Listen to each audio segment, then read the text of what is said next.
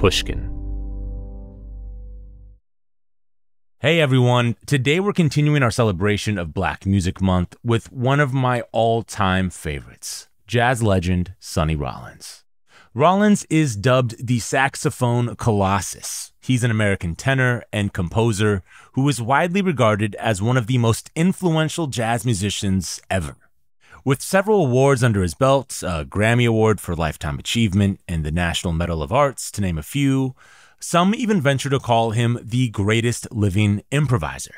Sadly, now at 91 years old, Rollins no longer plays as a result of pulmonary fibrosis.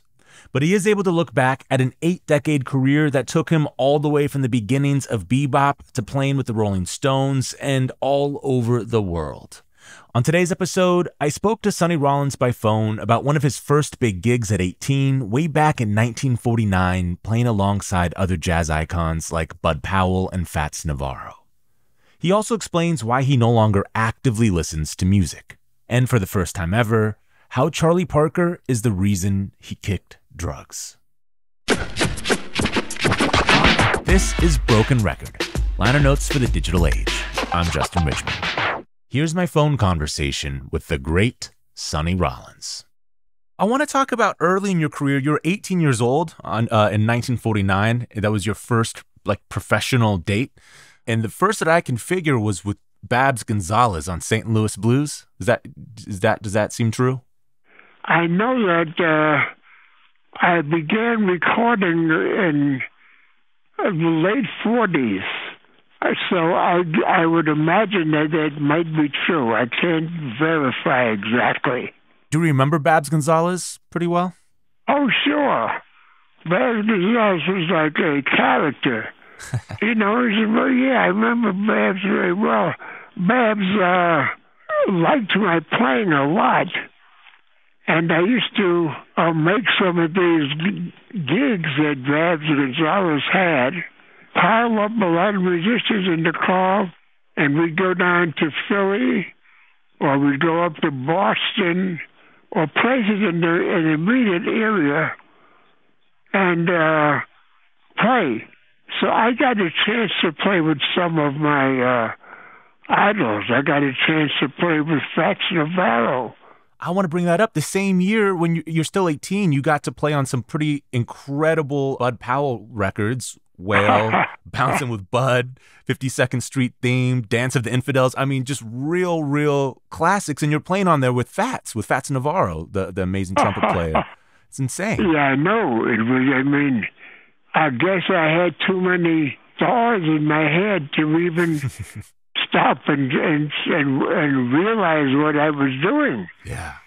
Oh, but, so this is, I credit Babs Gonzalez for doing that, with getting me on a lot of jobs with Fats Navarro, I think. I'm sorry, I can't remember something, but some other, the best players around played with some of these jobs. And I was a young cat. And my having an opportunity to play with them was tremendous. At 18, playing with people like Bud Powell and Fats Navarro, were you nervous at all? Well, I was too stupid to be nervous. That might be a good thing. So I always felt that if they wanted me there, then I'll just, that I should be there. Mm-hmm. I was never really one of these guys that felt intimidated. Yeah. I just felt, well, look, if they want me to be here, then I'm just, I guess I'm supposed to be here.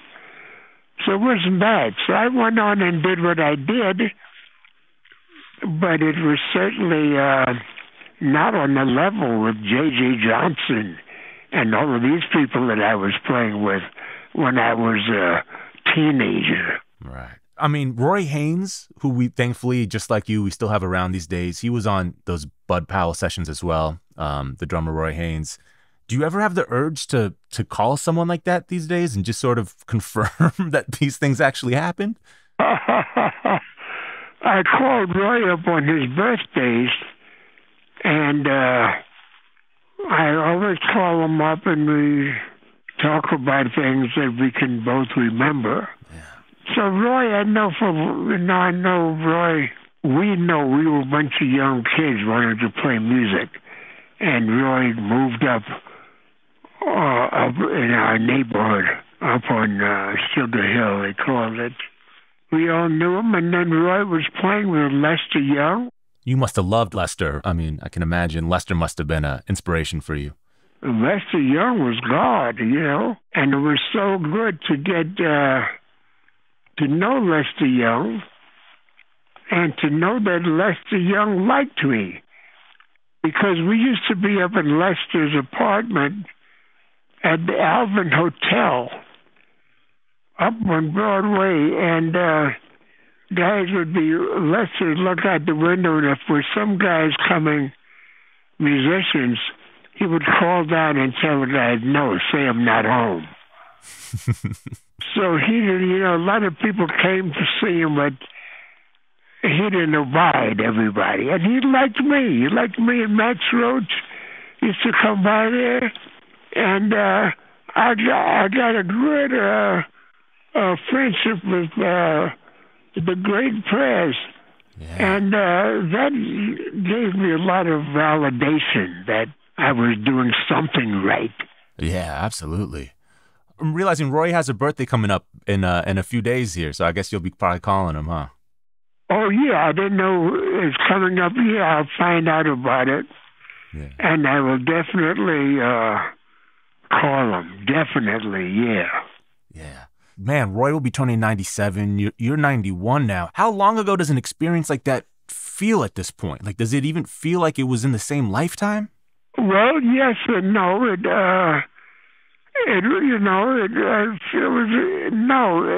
In a life, that's a tough question, because a lifetime means, the last week could be a different lifetime in a way of speaking.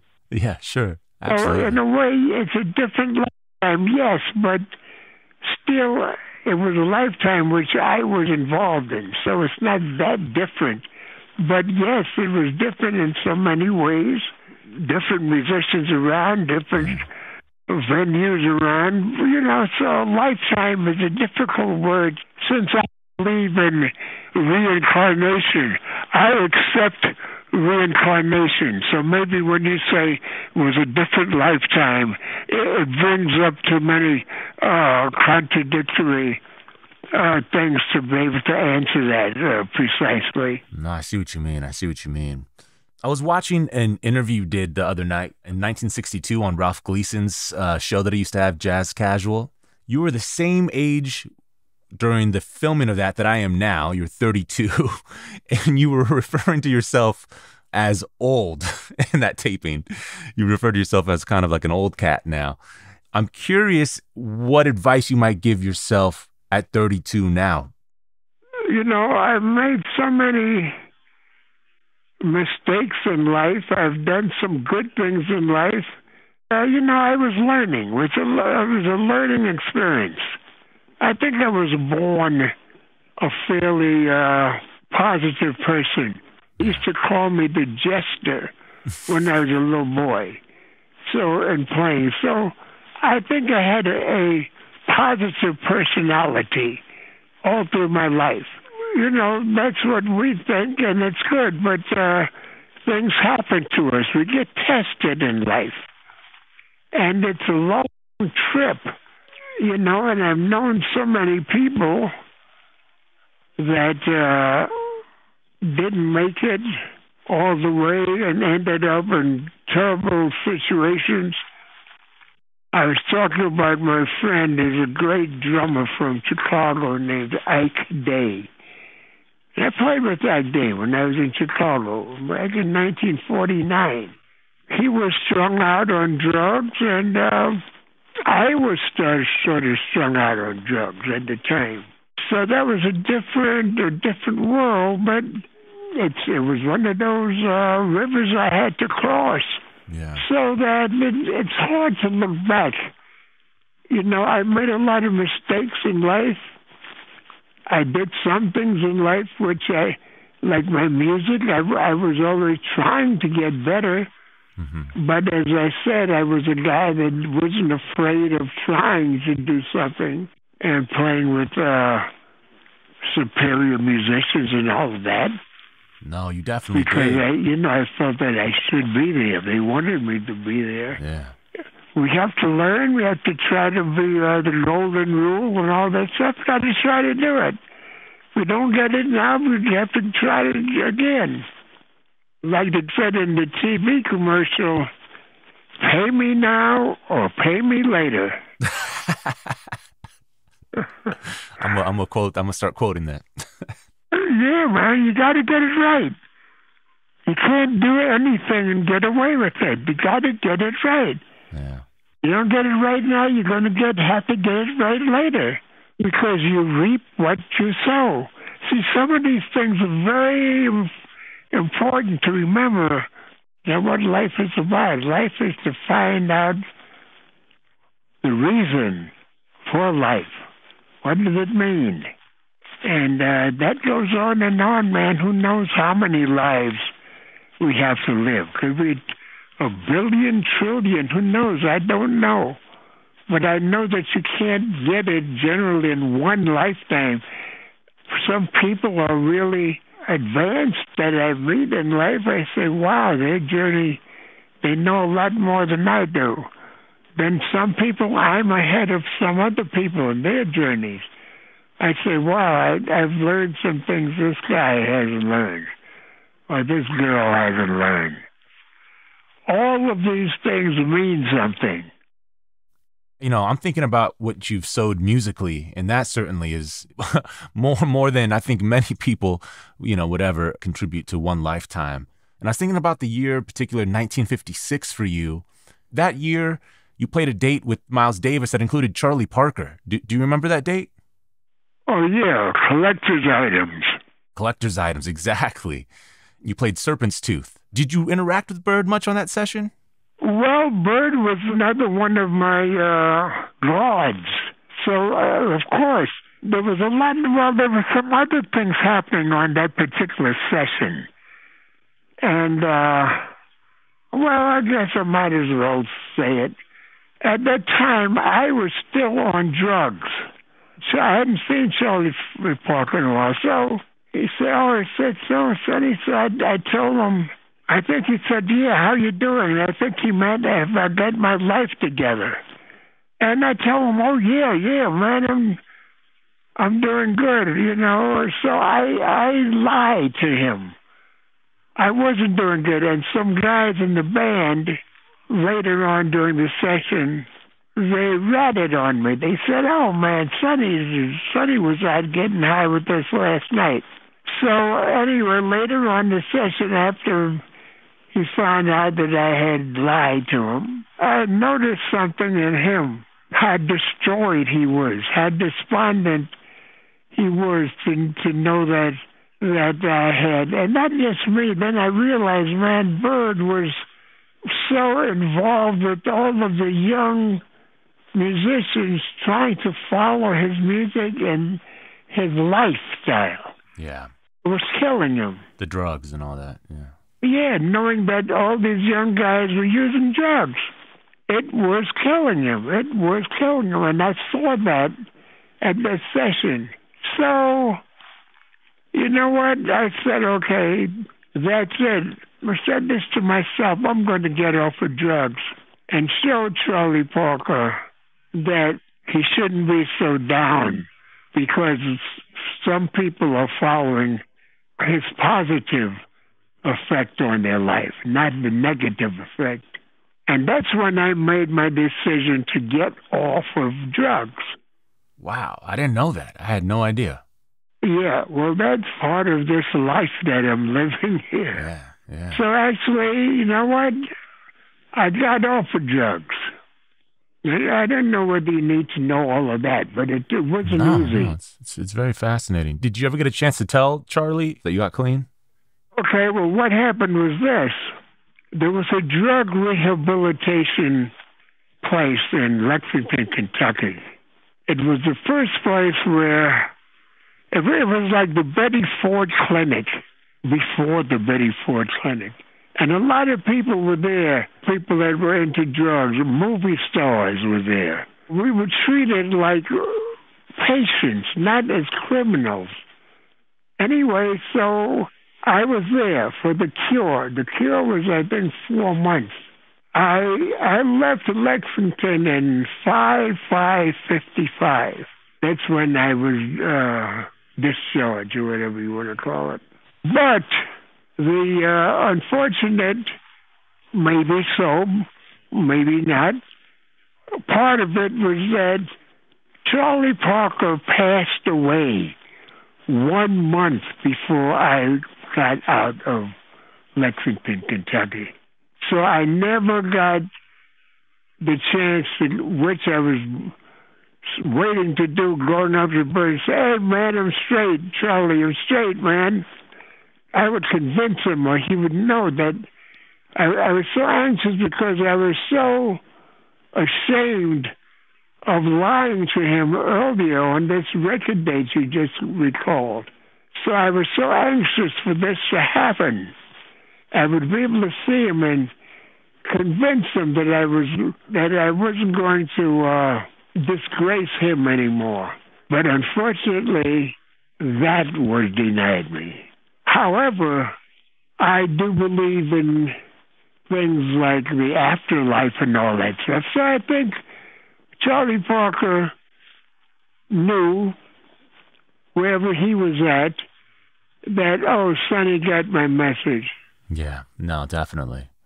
And it, really, when you think about it too, it's pretty great timing that you got clean in 55, because, I mean, in 56, your career is really insane, your output. I'm thinking about, you do Saxophone Colossus, Tenor Madness, you do Brilliant Corners with Thelonious, you do a lot of your work with the Max Roach and Clifford Brown Quintet.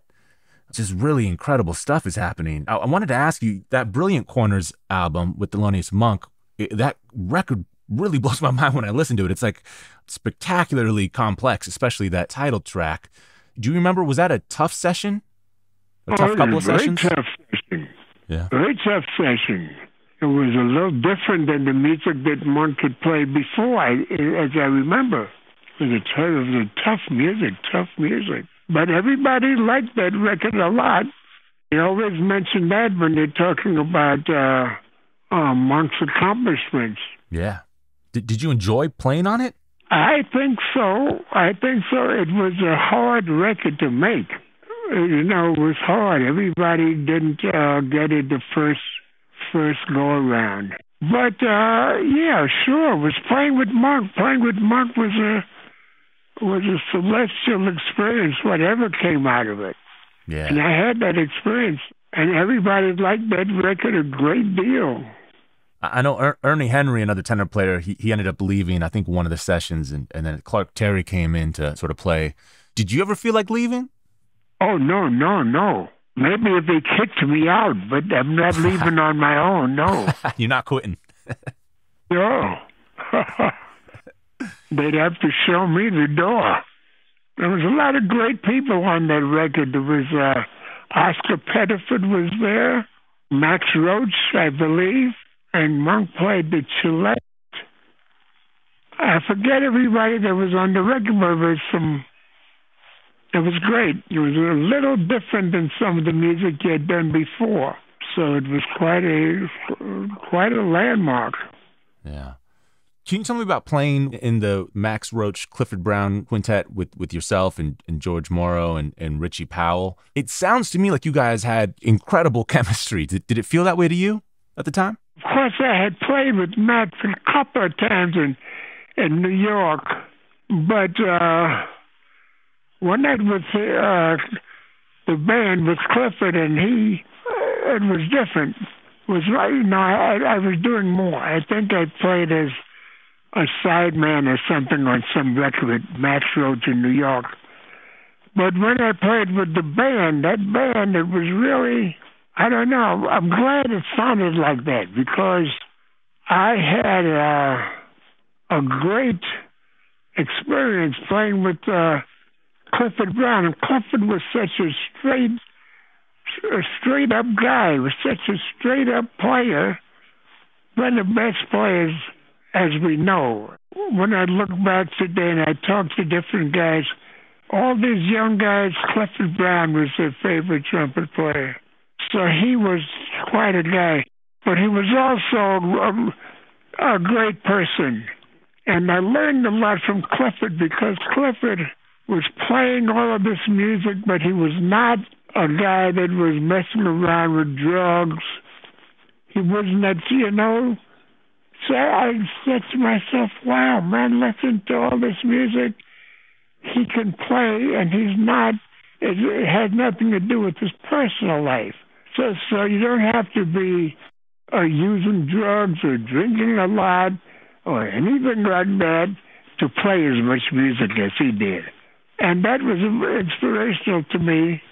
And I really learned that. I said, wow, man, if Clifford can do it, man, all his music he's playing, I can do it. You don't need drugs to play. Yeah. So he was we were good friends. I mean, I was really close. After he passed away, when we were playing in the band, and sometimes I channeled Clifford. I said, hey, Clifford, man, what should we do right here? I mean, I talk to him like that about the music. Wow. And then he'd answer me. And that went on for a while before that band broke up. Max got other trumpet players, of course, but that happened for a while. And then after a while, I stopped channeling Clifford and let him go on his journey, his life journey. But I channeled him for a long time after he passed. And then, and we had to play the same music, a lot of the same music.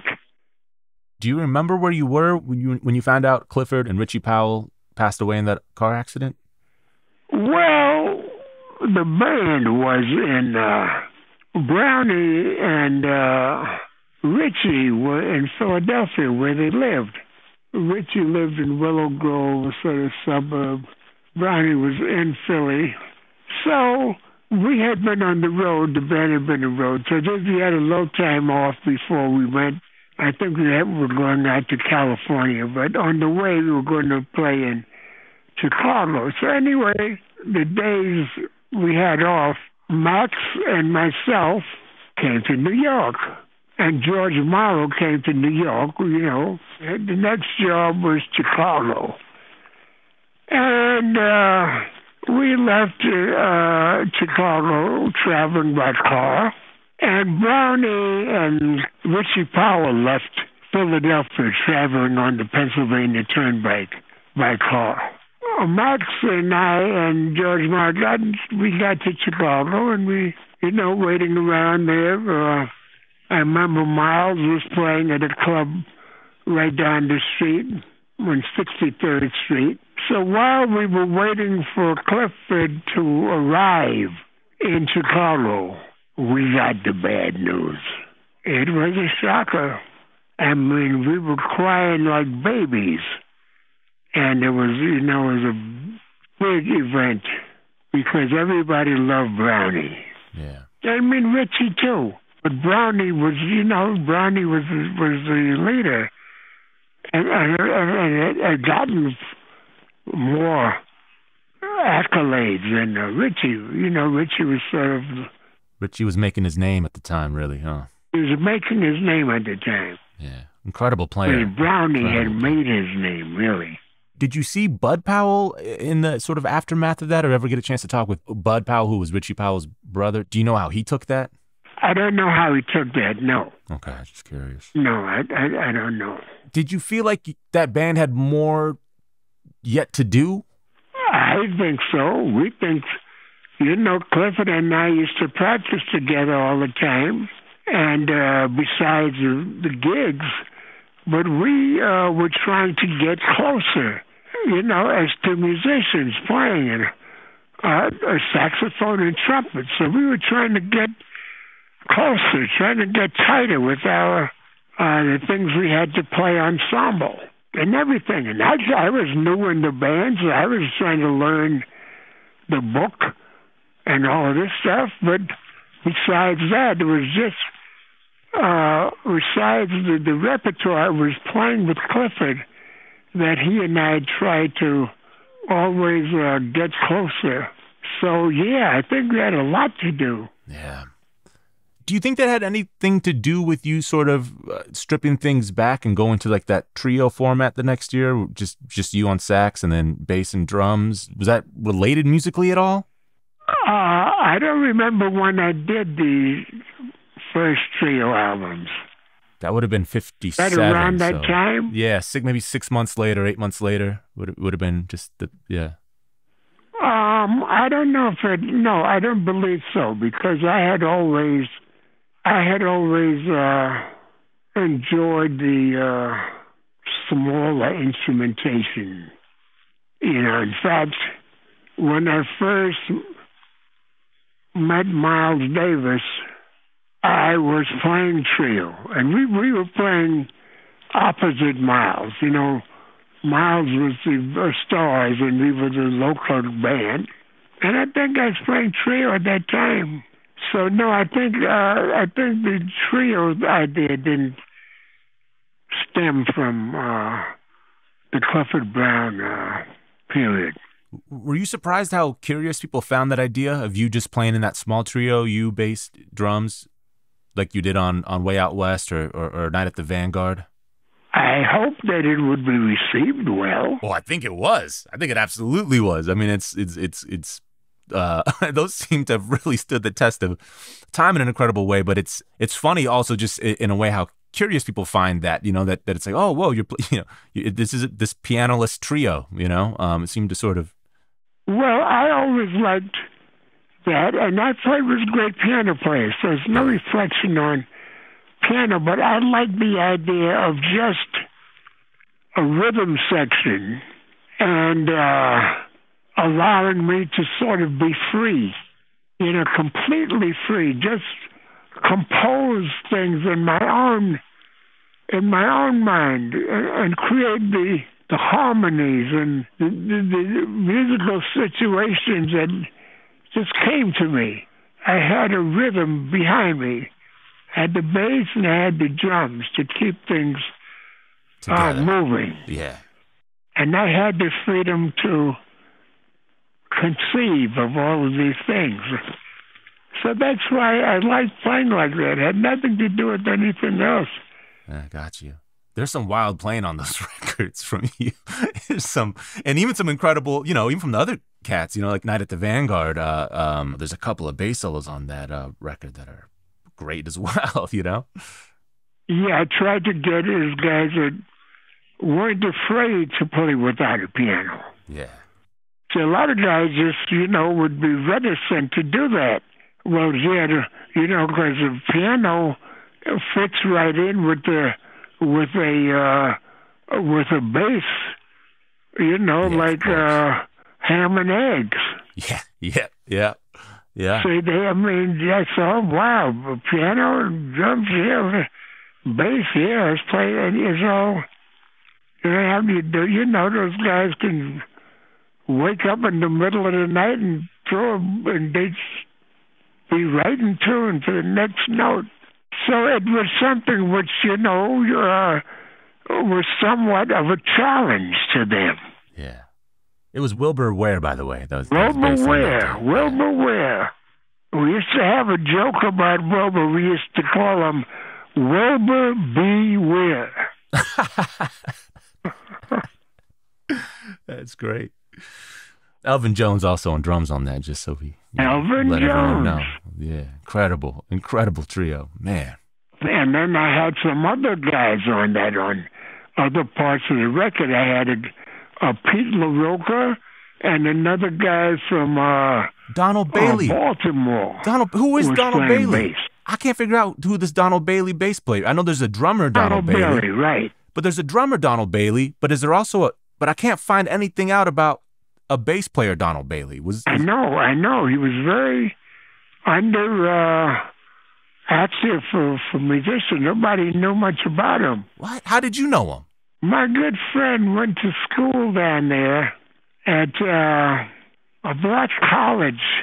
I forget what it was, which is, you have to forgive me, you know. No, it's okay. It's okay. When you get at a certain age, your memory, you know, your short-term memory goes, you know. Your memory's better than mine. I'll think about it like 10 minutes from now, but I need it now. But so that's fine. It's fine.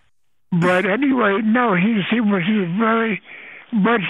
known in the area, you know, and he's a good player. You know, he played good. I liked him on those things. I always thought maybe it was someone that like just couldn't say, like you couldn't say who it was for some contractual reason or something. Because I was like, right, I can't figure out how good he was. Yeah, I can't figure out who this guy is. I know, Don Bailey, and unfortunately he passed not too long after those records came out. Man. But they did a great job of accompanying me on that. Yeah, absolutely. The record Sunny Side Up that you did with Dizzy Gillespie and Sonny Stitt in '59? Oh, yeah. How did that come together? Well, it came together through Norman Granz. Okay, of course. Do you know who Norman Granz is? He did jazz at the Philharmonic, right? He put on all those shows? He was a promoter, discovered Oscar Peterson. Of jazz. Yeah. He did a lot of promotion of different people, and his crown achievement was jazz at the Philharmonic. But he was a big-time jazz promoter. He heard me playing someplace, so he got to be a big fan of mine. And then he was his date. I mean, he arranged a date. That's how it turned out to be Sonny and Dizzy. Yeah. Were you friendly with Dizzy at that time, or did you know him decently well, or at all? Yeah, I was friendly with Dizzy. You know, if you know Dizzy at all, you've got to be friendly with him. Hard guy not to like. He's just that type of guy. There's always going to be something light and amusing that becomes part of the conversation. And, you know, Dizzy was a wonderful guy. Dizzy was a guy that always was teaching people stuff. You know, he'd always, young musician, he'd be around, and he'd come in and, you know, after the show, he'd get up on the piano and show the piano player some chords, you know, stuff like that. He was a great natural teacher. I mean, not in any, he wasn't trying to diminish the guy. I don't mean like that. I mean, we were happy to have Dizzy Gillespie there. Yeah.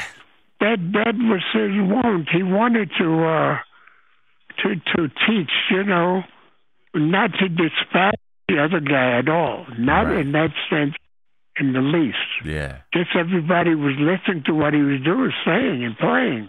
That record, Sunny Side Up, was kind of an anomaly, I feel like, in your catalog. At least, you know, at the time, it felt maybe much more like a Dizzy record than anything else, which I think is probably only natural. I think it was a Dizzy record, wasn't it? Yeah, I mean, it's kind of like the three of you guys. I mean, you know, it's named Sunny Side Up, so it's named after you. But I mean, it was Dizzy Gillespie. It was his session, I mean. Yeah, no, that's fair. That's such a cool record. Yeah, some people liked it a lot. Some people, musicians, really thought that that was one of my best records. Yeah. Well, you know what? You recorded that 57, but it comes out 59. And the next year, 1960, Lee Morgan quoted you on a Jazz Messengers record. He did your little just this little phrase that you do. Oh, really? And yeah, and Lee quoted you on this song called The Opener on a Jazz Messengers record just the next year. Oh, that's good. Yeah, no, Lee was a great player. Yeah, Lee used to come when I was playing with Max and Clifford in Philadelphia at a club there. Lee would come by, you know, to hear Clifford. I mean, so that's another guy. I mean, a young guy that all loved Clifford so much. So anyway, that's when I met Lee, and he used to play outside the club with his mouthpiece alone. he would show me what he could do just playing his mouthpiece. Wow. In those side stages, I say, hey, man, that's good, yeah. Lee Morgan, I mean, but he's great, man. He's a great player. You never got to play with him, did you? I don't think so. Oh, man, that would have been... I don't think so. No, I think that's one of the trumpet players that I missed. Would have been great to hear you guys together, man. Yeah, I wonder, I guess it must have been. Yeah, I'm sure I would have been inspired, yeah. Yeah. I'm curious, is there anyone you admire outside of jazz in terms of musically? Oh, yeah, I admire all of the great musicians from the centuries. I like J.S. Bach. I like Brahms, Debussy, Ravel. I like Fats Waller, Louis Jordan, of course, with Man, Louis one Jordan. of my favorite. You know, and also I like everybody. Incredible. Yeah, I appreciate all kinds of music. Great. Do you listen to music at all still these days? Excuse me? What do you listen to? What are you enjoying listening to now? I don't listen to too much music. It's strange. I've listened to so much music in my life. I still think music all the time. I'm still playing my horn, even though I can't play my horn anymore.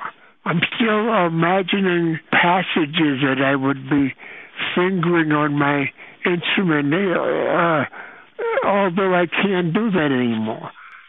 So, and listening to music, I love music, and occasionally I get to hear music on some of the radio stations I have on. I'll hear some music, and I love it.